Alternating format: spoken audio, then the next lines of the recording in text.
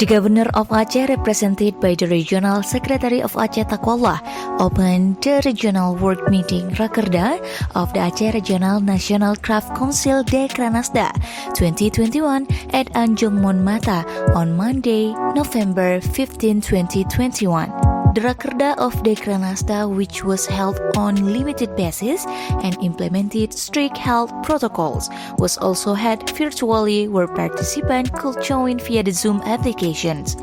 The annual Dekranasda Aceh event began with the launch of the best handicraft products typical of the Aceh regions and continue with the appearance of the local craft fashion show by local designer.